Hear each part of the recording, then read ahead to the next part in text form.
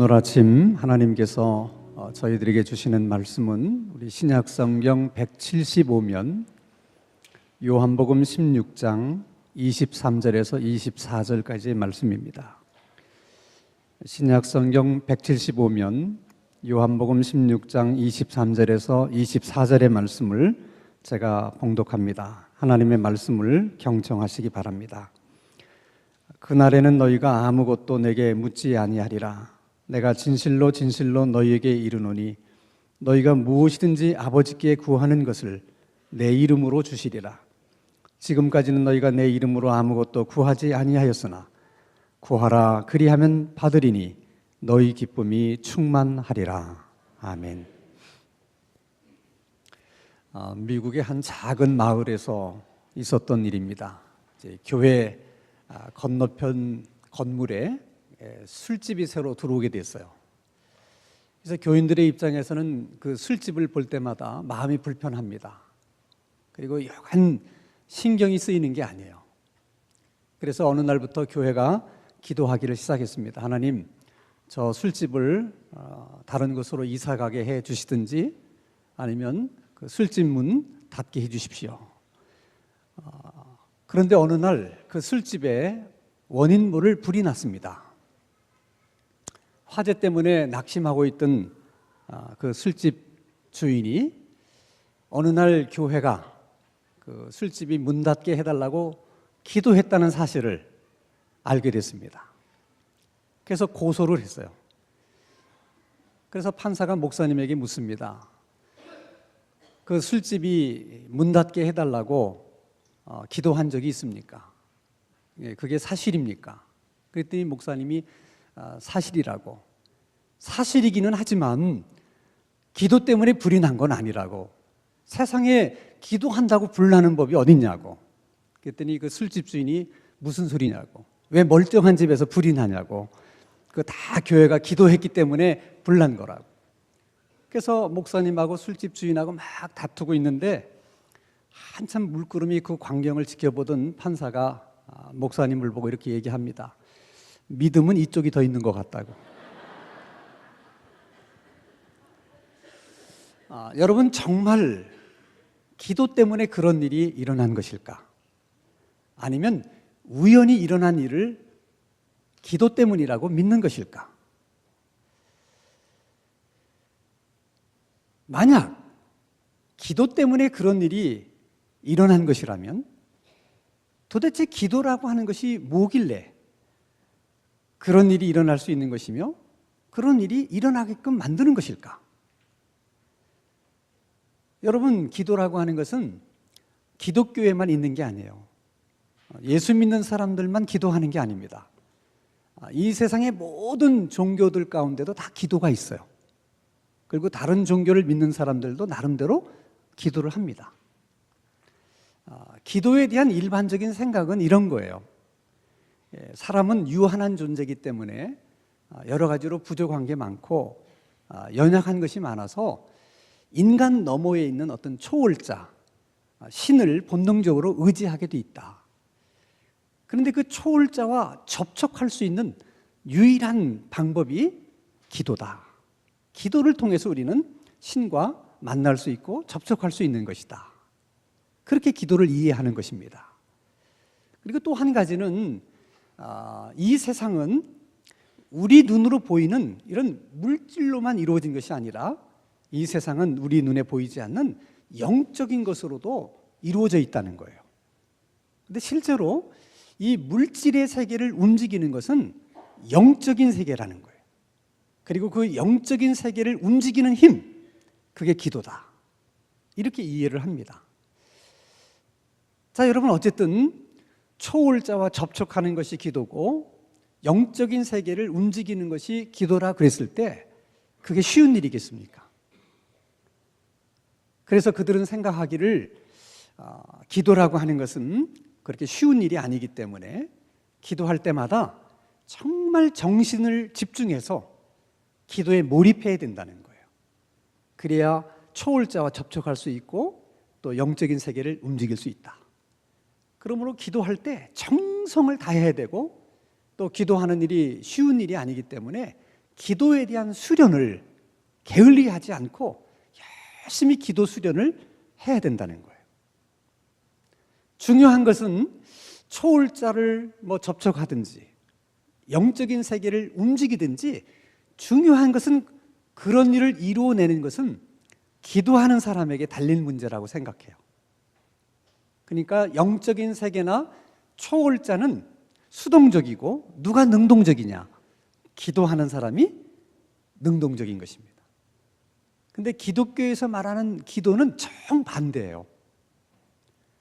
오히려 기도하는 우리는 수동적이고 그 기도를 들으시는 하나님은 능동적입니다. 그래서 여러분 이사야 59장 1절 2절을 한번 읽겠습니다. 시작. 여호와의 손이 짧아 구원하지 못하심도 아니요 귀가 둔하여 듣지 못하심도 아니라 오직 너희 죄악이 너희와 너희 하나님 사이를 갈라놓았고 너희 죄가 그의 얼굴을 가리어서 너희에게 듣지 않으시게 함이니라. 인간과 하나님 사이에 죄가 가로막혀 있으면 아무리 열심히 기도를 해도 소용이 없고 아무리 정성을 다해서 기도를 해도 소용이 없다. 오랜 세월 기도 수련을 한 기도의 고수가 기도를 해도 다 소용이 없다는 거예요. 왜? 죄가 그 기도를 하나님께로 이렇게 갈 수 없도록 방해하고 있기 때문이라는 것이죠. 그 죄가 있으면 하나님이 기도를 들으실 수가 없다는 거예요. 그래서 여러분 구약 시대에서 기도라고 하는 것은 그저 보편적인 일이 아니었어요. 누가 기도를 한다. 이건 평범한 일이 아니었어요. 정말 하나님으로부터 기도할 수 있는 은혜를 받은 사람만 기도할 수가 있었습니다. 그래서 여러분 구약 성경을 읽어보면 우리가 생각한 것처럼 그렇게 기도를 했다는 사람들이 많지 않아요. 그게 쉬운 일이 아니라니까요. 그런데 신약에 오면 달라져요. 신약에 오면 이제는 예수 믿는 사람이면 누구나 다 기도를 할 수 있어요. 아주 이제 기도하는 일은 보편적인 일이 됐고 아주 그냥 평범하고 일상적인 일이 돼버리고 말았어요. 그 이유는 예수 그리스도의 십자가 때문입니다. 예수님께서 십자가에서 피 흘려 돌아가셨기 때문에 그 예수님의 보혈이 인간과 하나님 사이를 막고 있는 모든 죄를 씻어버리시고 도말해버리셨기 때문에 그렇습니다. 그리고 그 공간을 예수님 자신이 다리가 되어주셨어요.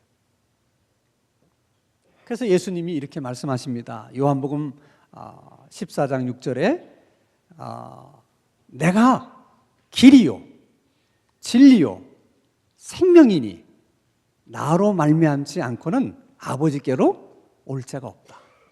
그러니까 인간의 세계에서 하나님이 있는 곳으로 가기 위해서는 예수님을 통하지 않고 갈 수 있는 길은 없다는 거예요.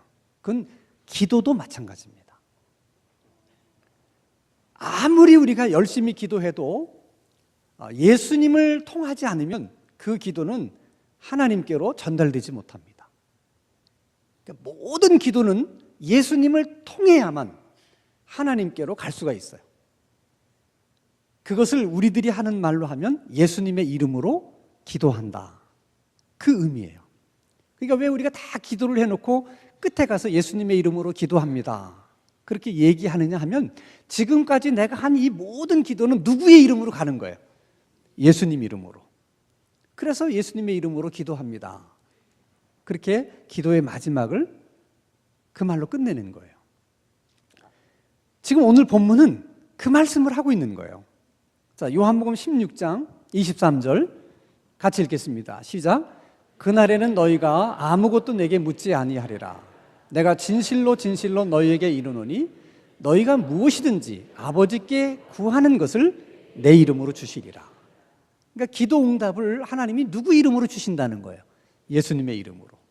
그러면 하나님이 응답을 주시려면 먼저 우리의 기도를 들으셔야 되잖아요. 그러니까 응답을 주실 때도 예수님의 이름으로 주신다는 얘기는 그 기도를 들을 때도 누구의 이름으로 들으신다는 거예요? 예수님의 이름으로 들으신다는 거예요. 이게 중요한 기도의 원리입니다. 그래서 예수님이 요한복음 16장 24절에서 이렇게 말씀하시는 거예요. 같이 읽습니다. 시작. 지금까지는 너희가 내 이름으로 아무것도 구하지 아니하였으나 구하라. 그리하면 받으리니 너희 기쁨이 충만하리라. 그러니까 지금까지는 너희들이 내 이름을 이용해서 기도할 수가 없었다는 거예요. 그런데 이제 내 이름으로 기도하는 날이 온다는 거죠. 그때는 마음껏 내 이름으로 기도하라는 거예요. 그러면 하나님이 너희들이 기도를 들으시고 또 내 이름으로 너희들에게 응답해 주실 것이다 하는 것입니다. 여러분, 일반 종교에서 말하는 기도와 기독교에서 말하는 기도가 여러 면에서 다른데 또 한 가지 두드러진 다른 점이 있어요. 그것은 기독교에서의 기도는 기도를 해서 응답받는 사람만 좋은 게 아니라 기도하는 사람에게 응답해 주시는 하나님도 똑같이 좋은 일이라는 거예요. 그게 우리로서는 참 이해가 안 돼요. 우리가 열심히 기도해서 내 문제가 해결이 되었다, 내 소원이 이루어졌다, 그럼 나에게 좋은 일이죠. 그건 이해가 돼요. 그런데 하나님은 매번 우리에게 응답만 해주세요. 그저 내 소원을 들어만 주세요. 그런데 그 하나님에게는 뭐가 더 좋은 일이겠습니까? 그런데 성경은 그렇게 말씀하지 않으세요. 자, 여러분, 요한복음 14장 13절을 한번 같이 읽겠습니다. 시작. 너희가 내 이름으로 무엇을 구하든지 내가 행하리니 이는 아버지로 하여금 아들로 말미암아 영광을 받으시게 하려 함이라. 아주 중요한 말씀. 왜 하나님은 우리가 기도할 때 꼭 예수의 이름으로 기도하라고 하시는가? 왜 꼭 우리가 예수의 이름으로 기도할 때만 들으시는가? 또 왜 하나님은 우리 기도에 응답하시는데 꼭 예수님의 이름으로 응답을 하시는가? 이유가 있어요. 예수님께서 하나님의 말씀에 끝까지 순종하고 복종함으로 십자가에 죽으셨거든요. 하나님은 그 예수님을 높여주기를 원하세요. 끝까지 십자가를 지면서까지 하나님의 말씀에 순종했던 그 예수를 하나님이 존귀케 해주시기를 원하세요. 그래서 모든 이 땅의 사람들이 하나님께 뭔가 아쉬워서 기도할 때는 다 예수의 이름으로 기도해라. 그래서 예수의 이름을 높이는 거예요. 응답을 주실 때도 하나님은 다 예수의 이름으로 응답을 주심으로 인해서 예수님을 존귀케 하시는 거예요. 그게 하나님 아버지의 마음이에요. 하나님은 어떻게든 예수님의 이름을 높이고 예수를 존귀케 해주시기를 원하는데 그게 하나님의 마음인데, 그래서 그 예수님이 높임을 받고 그 예수가 존귀케 되면 그것이 하나님께는 영광이 된다는 거예요. 아멘? 그러므로 여러분, 기도하는 일을 그저 내 문제를 해결하기 위해서만 기도한다 이렇게 생각하면 안 돼요. 우리가 열심히 기도하는 것은, 그의 이름으로 기도하는 것은 누구를 높이는 거예요? 예수님을 높이는 거예요. 누구를 존귀케 하는 거야? 예수님을 존귀케 하는 거예요. 그래서 예수의 이름으로 기도를 많이 해야 돼. 그리고 예수의 이름으로 기도를 많이 해서 응답을 많이 받아야 돼. 그럴 때마다 누가 영광을 받으신다고? 하나님이 영광을 받으시는 거예요. 우리가 하나님께서 영광을 받으실 수 있도록 우리는 할 수 있는 한 많은 기도를 하고 그리고 많은 응답을 받아야 돼. 지금까지는 너희가 내 이름으로 아무것도 구하지 아니하였으나 구하라. 그리하면 받으리니 너희 기쁨이 충만하리라. 언뜻 생각하면 기도해서 응답 받았으니까, 내 문제가 해결됐으니까, 내 소원이 이루어졌으니까 기쁘다고 말씀하시는 거겠구나. 그렇지 않아요. 물론 여러분, 기도를 통해서 내 문제가 해결되고 내 소원이 이루어진 것은 기쁜 일이에요. 그러나 본문에서 예수님이 기쁨이 충만할 것이다 말씀하신 것은 그 기쁨을 말하는 게 아니에요. 예를 들어 여러분, 우리들의 문제가 꼭 기도로만 해결이 됩니까? 여러분은 문제가 있을 때 다 기도로만 해결하셨어요? 그렇지 않잖아요. 기도하지 않아도 해결되는 문제들이 많이 있어요. 기도하지 않아도 그냥 누구의 도움으로 그냥 해결받는 경우도 있어요. 문제가 해결되기 때문에 기쁘다. 그것은 기도에서 문제가 해결됐든 기도하지 않았는데도 문제가 해결됐든 그것은 똑같은 거예요. 그러나 주님이 지금까지는 너희가 내 이름으로 아무것도 구하지 아니하였으나 내 이름을 이용해서 기도해라. 그러면 받게 될 것이다. 그러면 너희 기쁨이 충만하리라. 그럴 때 말씀하시는 기쁨은 그런 의미에서의 기쁨이 아니에요. 우리가 예수님의 이름으로 열심히 기도를 해서 뭔가 이렇게 기도 응답을 받다 보면 어느 순간 그런 생각이 들어요. 아, 정말 하나님은 살아계시는구나. 하나님은 정말 나를 사랑하시는구나. 내가 정말 구원받은 사람이 맞구나. 내가 하나님 앞에서 이처럼 소중한 사람이구나 하는 깨달음이 와요. 그 깨달음이 주는 기쁨, 예수님은 지금 그 기쁨을 말씀하시는 거예요. 그 기쁨은 문제가 해결받았기 때문에 생기는 기쁨이 아니라 주님이 우리에게 주시는 기쁨이에요. 여러분, 우리 인생에서 정말 우리에게 필요한 기쁨은 문제 해결이 가져다주는 기쁨이 아니에요. 그 기쁨은 끊임없이 문제가 생기는 거니까. 우리에게 정말 필요한 기쁨은 주님이 우리에게 주시고자 하는 기쁨, 그 기쁨입니다. 그러니까 여러분, 그 기쁨을 여러분이 내 것으로 만들려고 하면 기도하는 수밖에 없어요. 그럼 목사님 어떻게 기도하면 좋습니까? 기도라고 하는 것은 여러분, 기도가 무엇이냐를 많이 배우는 것보다는 그냥 기도하는 거가 훨씬 더 중요해요. 그러니까 기도에 대해서 나는 많이 배운 다음에 기도하겠다, 그럴 필요 없어요. 그냥 오늘부터 기도하시면 돼. 어떻게 기도하냐고요? 자, 여러분, 기도는 누구에게 하는 거예요? 하나님에게. 누가 그 기도를 들으시는 거예요? 하나님이. 그러니까 기도하기 전에 제일 먼저 할 일은 하나님의 이름을 부르는 거야. 아니, 우리가 누구하고도 얘기할 때 일단 부르잖아요. 목사님, 그러고 얘기하잖아요. 그러니까 하나님에게도 뭔가를 얘기할 때 가장 먼저 할 일은 하나님의 이름을 부르는 거야.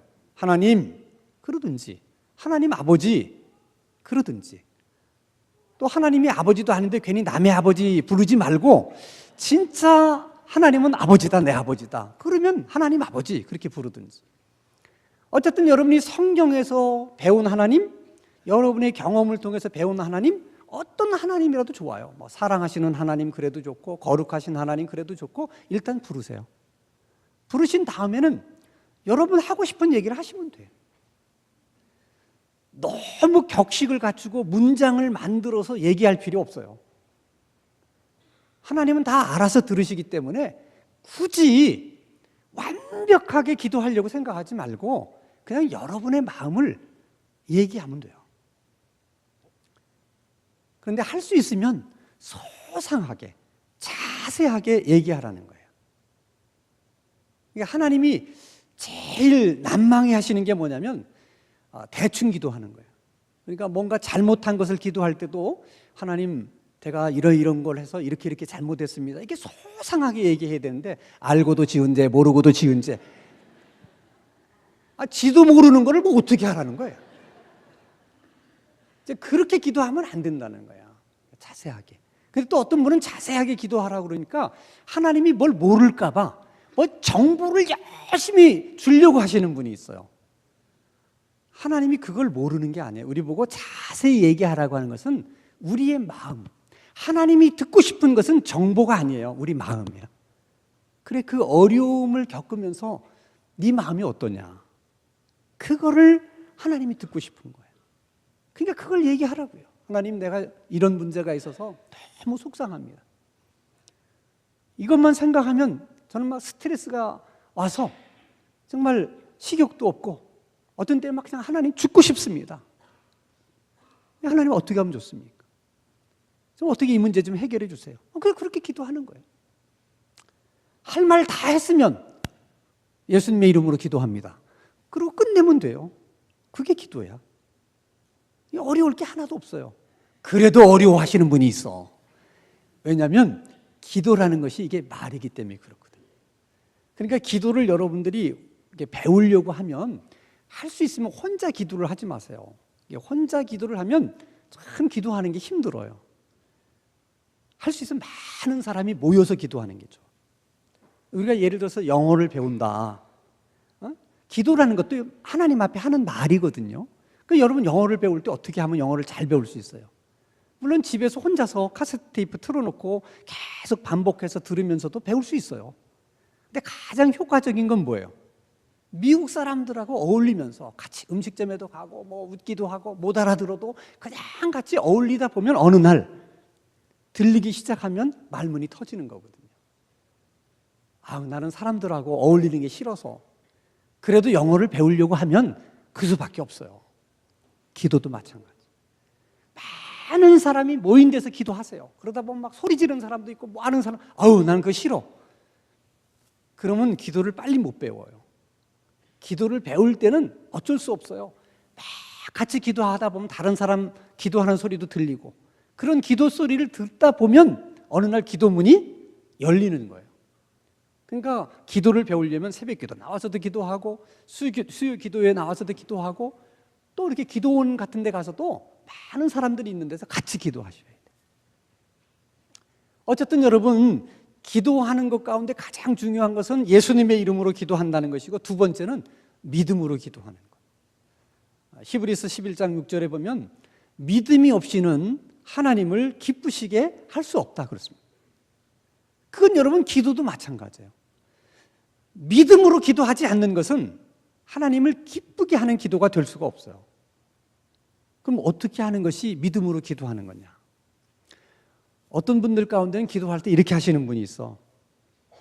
하나님 아버지, 제가 드리는 기도에 하나님 너무 부담 갖지 마세요.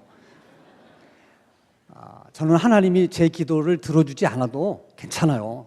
저는 그것 때문에 뭐 삐치는 사람 아니에요. 하도 답답해서 그냥 한번 기도해 본 거예요. 이렇게 기도하면 안 된다는 거야. 우리가 하나님 앞에 나가서 기도하면 어떤 기도든 하나님은 다 들어주실 수 있다. 왜? 내 기도를 들으시는 분은 전능하신 하나님이니까. 전능하신 하나님에게 불가능한 것이 뭐가 있겠어요? 그러니까 일단은 다 하나님이 들어주신다. 그렇게 주장하면서 기도해야 돼. 그것이 전능하신 하나님에 대한 올바른 자세예요. 근데 이상한 것은 하나님이 전능하시다. 일반적인 때는 다 그게 믿어져. 근데 기도할 때는 그게 안 믿어져요. 왜? 기도하면서 안 이루어질 것 같거든. 확신이 없거든. 그래도 여러분 한번 생각해 보세요. 그러면 하나님이 내 기도에 응답해 주시면 그 하나님은 전능하신 하나님이고 내 기도에 응답해 주지 않으면 그 하나님은 전능하지 않은 하나님이십니까? 그건 아니잖아요. 예를 들어 여러분, 지금 이 땅에는 74억 명이 살고 있어요. 많이 늘어났어요. 나도 모르는 사이에. 근데 그 74억 가운데 가장 큰 부자가 누구냐? 빌 게이츠입니다. 재산이 96조 원이에요. 96조라는 돈이 얼마나 큰 돈인지 우리는 상상이 안 돼. 그래서 제가 어느 날 빌 게이츠한테 편지를 썼어요. 내가 좀 포장마차라도 하고 싶은데 포장마차라도 하려고 보니까 그래도 돈이 한 1억이 든다. 당신은 재산이 96조나 되는데 1억 정도야 무슨 뭐 껌값이 아니겠냐. 그러니까 1억만 빌려달라. 그때 답장이 없어. 그러면 빌 게이츠가 가난한 사람이야? 그거하고는 아무 상관이 없잖아요. 하나님이 전능하지 않기 때문에 내 기도에 응답하지 못하시는 것도 아니고 내 기도가 응답받지 못했다고 해서 또 하나님이 전능하지 않은 것도 아니야. 그거하고는 아무 상관없이 그래도 하나님은 전능하시다. 이렇게 부르짖어야 돼. 그렇게 우리가 항상 하나님 앞에서 그런 생각을 가지고 기도하셔야 돼. 그래도 왜 하나님은 그럼 전능하신데 왜 내 기도에 응답을 안 하실까? 사실은 여러분, 하나님이 응답을 안 하신다고 생각하는 것은 내가 그렇게 생각하는 것뿐이에요. 일단 하나님에게 접수된 기도, 하나님이 들으신 기도는 그냥 땅에 떨어지는 기도가 하나도 없습니다. 일단 하나님이 들으신 기도, 하나님이 접수하신 기도에 대해서는 다 응답하세요. 다만 내 생각대로 이루어지지 않았기 때문에 우리는 응답되지 않았다고 생각하는 것뿐이에요. 하나님은 응답을 하십니다. 그러니까 여러분, 무슨 기도를 하더라도 여러분 다 응답이 되는 거예요. 예를 들어 여러분, 북왕국 이스라엘 그 시대에 아합이라는 왕이 있었는데 그 부인이 이세벨이라는 여인이에요. 이방 여자입니다. 근데 이 여자는 이스라엘 나라로 시집을 왔음에도 불구하고 자기 나라에서 섬기던 우상을 가지고 와요. 그리고는 눈치도 안 보고 그 우상을 열심히 섬깁니다. 근데 열심히 지나쳐가지고 자기 혼자만 섬기면 좋겠는데 이스라엘 백성들에게 자기가 믿는 우상을 섬기라고 권장을 해요. 그래서 그 일을 위해서 많은 선지자들을 세우는데 이세벨 때 무려 850명이나 되는 우상 숭배하는 선지자들이 생기게 됐습니다. 그 많은 선지자들이 곳곳에서 활동을 하다 보니까 이스라엘 백성들이 막 헷갈리는 거예요. 이 누구를 섬겨야 되나?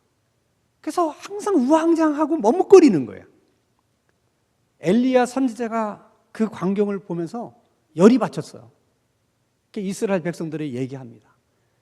언제까지 그렇게 살 거냐? 누가 진짜 하나님이냐? 여호와가 진짜 하나님이면 너희들 하나님만 섬기고 바알이 진짜 하나님이면 바알을 섬겨라. 그럼 누가 진짜 하나님인지 우리가 한번 시험을 해보자. 그래서 갈멜산에 올라가서 그 많은 우상숭배 선지자들을 오라고 합니다. 850명이 다 왔어요. 시험하는 방법은 간단해. 각자가 제단을 쌓고 위에 제물을 올려놓고 자기 신의 이름을 불러서 하늘에서 불이 내려와서 그 제물을 사르는 그 신이 진짜 참 신이다. 너네가 숫자가 많으니까 먼저 해라. 850명이 막 소리를 지르면서 자기 신을 부릅니다. 근데 아무리 불러도 아무 일도 일어나지가 않는 거예요. 그래서 이들이 그냥 너무 간절해져서 그냥 자기 몸을 이게 자해하면서까지 막 절규하듯 자기 신을 불렀어요. 그래도 아무 일도 일어나지 않는 거예요. 그러니까 엘리야가 이제 됐다고 그만하라고. 그리고 내가 이제 하나님을 부르겠다고. 그리고 이제 하나님 하고 아주 짤막하게 기도를 했는데 기도가 끝나자마자 하늘에서 불이 확 내려와서 그 재물을 다 살라버렸어요. 누가 참 하나님인지 이제 분명히 드러났습니다. 그래서 엘리야가 말합니다. 백성들에게 이제 봤지? 저 우상을 숭배하는 선지자들을 다 잡아 죽여라. 백성들이 막 다 잡아 죽입니다. 그 우상 숭배 때문에 하늘 문이 닫혀서 3년 6개월 동안이나 비가 오질 않았어요. 그 선지자들을 다 깨끗이 청소한 다음에 엘리야가 하나님께 기도하기 시작해요. 하늘 문을 열어달라고. 3년 6개월 만에 하늘 문이 열리면서 비가 내립니다. 정말 엄청난 일들이 일어난 거예요. 그래서 엘리야가 생각하기를 이제 뭔가 세상이 좀 변하겠구나 했는데 아무것도 변한 것이 없었습니다. 오히려 자기 귀에 들리는 얘기가 뭐냐면 그 거짓 우상 숭배하는 선지자를 다 죽인 일로 이세벨이 엄청 열받아가지고 엘리야가 내 선지자를 죽인 것처럼 나도 반드시 엘리야를 죽일 것이다.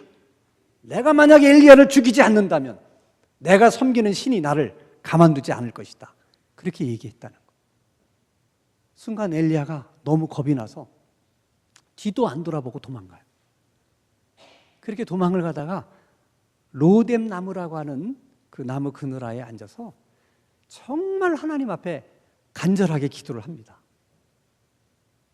뭐라고 기도를 하는가? 열왕기상 19장 4절입니다. 같이 읽습니다. 시작. 자기 자신은 광야로 들어가 하룻길쯤 가서 한 로뎀나무 아래에 앉아서 자기가 죽기를 원하여 이르되 여호와여 넉넉하오니 지금 내 생명을 거두시옵소서. 나는 내 조상들보다 낫지 못하나이다 하고, 한마디로 하나님 더 살고 싶지 않습니다. 저도 살 만큼 살았습니다. 그러니 제 생명을 걷어가 주세요. 저 죽여주세요. 그냥 하는 기도가 아니고 간절히 기도한 거예요. 그럼 저 엘리야의 기도에 하나님이 응답해 주시면 어떻게 되는 거예요? 엘리야는 가는 거야. 근데 하나님이 그렇게 응답을 하지 않으시고 다른 방법으로 응답을 하세요. 열왕기상 19장 4절 5절입니다. 같이 읽겠습니다. 시작. 로뎀나무 아래에 누워 자더니 천사가 그를 어루만지며 그에게 이르되 일어나서 먹으라 하는지라. 본즉 머리맡에 숯불에 구운 떡과 한 병 물이 있더라. 이에 먹고 마시고 다시 누웠더니, 하나님이 하나님 대신 천사를 보내서 그 엘리야를 어루만지시는 거죠. 위로하는 거예요. 그리고 떡도 주고 그리고 물도 줍니다. 자, 그랬을 때 엘리야가 하나님, 내가 언제 떡 달라고 그랬습니까? 죽여달라고 그랬지. 아니 내가 언제 물 달라고 그랬어요? 하나님에게 내 생명 걷어달라고 그랬지? 그렇게 따졌어요? 안 따졌어요? 안 따졌어요. 그때서야 엘리야가 알았어요. 자기가 잘못 기도했다는 것을. 그리고는 하나님이 주시는 떡을 다 먹고 주시는 물을 마시고 하나님 말씀에 순종해서 호렙산으로 갑니다. 여러분, 우리는 사실 한치 앞을 몰라요. 그래서 우리는 이렇게 해달라고 하지만 그게 정말 우리에게 잘 되는 일인지 안 되는 일인지 좋은 일인지 나쁜 일인지 우리가 알 수 있어요? 없어요? 없어요. 지금 보면 그게 좋은 일 같고 지금 보면 그게 내게 필요한 일 같고 그것이 나에게 유익한 일 같지만 우리가 잘 모르잖아요. 하나님이 아시는 거죠. 그래서 하나님이 응답을 안 하시는 것은 우리를 싫어해서도 아니고 우리의 기도를 듣지 않아서도 아니라 그것이 우리에게 더 유익하기 때문에 그냥 응답을 안 하시는 거예요. 그러니까 여러분, 기도하면서 조금 더 실망하지 마세요. 응답이 오면 응답이 와서 좋은 거고 안 오면 안 와서 또 좋은 거예요. 어쨌든 하나님은 나에게 유익하게 하기 위해서 그렇게 하시는 거니까. 근데 여러분, 기도의 유익은 그것뿐만이 아니에요. 그렇게 기도하다 보면 응답을 받는 것도 있고 받지 못하는 것도 있는데 어쨌든 그 과정 속에서 하나님이 얼마나 나를 사랑하는지, 내가 얼마나 하나님 앞에 소중한 사람인지를 깨닫게 돼요. 깨닫게 되면 우리 마음속에 자신감이 생깁니다. 그 자신감이 모든 것을 긍정적으로 생각하는 힘을 주는 거예요. 자신감이 있기 때문에 웬만한 것은 다 긍정적으로 생각해요. 그리고 긍정적으로 말을 하게 되는 거예요. 긍정적으로. 이것이 기도가 우리에게 주는 하나님의 큰 은혜 중에 은혜예요. 여러분, 갈라디아서 6장 7절 말씀을 보면 이런 말씀이 있어요. 사람이 무엇으로 심든지 심는 대로 거둔다. 여러분, 이 말씀대로라면 오늘 우리의 모습은 지난날 우리가 심은 것에 대한 결과입니다. 다른 얘기할 거 아무것도 없어요. 지난날 내가 무엇을 심었느냐, 그게 지금 나예요. 그러면 앞으로 10년 후에 내 모습은 어떨까? 내가 하나님께 부르심을 받는 날 내 모습은 어떨까? 그것은 지금 내가 무엇을 심고 있는가를 보면 알아요. 그렇게 될 거니까.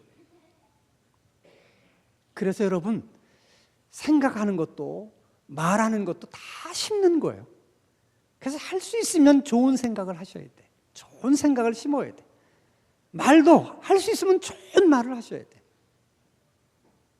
특히 심는 것 가운데 기도를 많이 심으셔야 돼.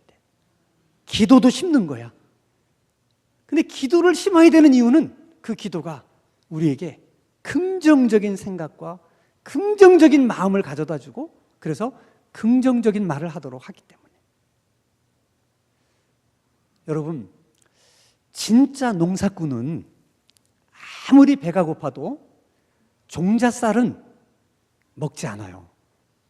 왜냐하면 배고프다고 그걸 먹어버리는 날은 앞으로 더 많은 굶주림으로 고통을 받게 될 거라는 것을 알기 때문에 그렇습니다. 그런 것처럼 여러분, 정말 참된 크리스천, 정말 하나님을 믿는 성도는 아무리 시간이 없고 아무리 바빠도 기도 시간을 잘라 먹지 않습니다. 왜냐하면 지금 기도를 심지 않으면 내일 아무것도 거둘 곳이 없다는 것을 알기 때문에 그런 것이에요. 지금까지는 너희가 내 이름으로 아무것도 구하지 아니하였으나 구하라. 그리하면 받으리니 너희 기쁨이 충만하리라. 우리가 기도하면 주님이 그 기쁨을 우리에게 주십니다. 우리가 기도하면 주님이 주시는 그 기쁨을 우리의 것으로 만들 수가 있습니다. 기도를 통해서 주님이 주시는 그 기쁨이 우리 모두에게 있게 되기를 주님의 이름으로 축원합니다. 기도하십시다. 거룩하신 하나님 아버지, 우리들의 마음에 기도하고 싶은 열망을 주시고 우리들의 입술에는 기도할 수 있는 은혜를 주시옵소서. 삶이 어렵고 힘든 때일수록 더 많은 기도를 심을 수 있는 우리 삶이 되게 해주시고, 기쁨이 많지 않은 세상이지만 기도를 통해 주님이 주시는 기쁨을 얻게 하시며 늘 그 기쁨을 맛보며 살아가는 저희들의 신앙생활 되게 하여 주옵소서. 예수님의 이름으로 기도하옵나이다. 아멘.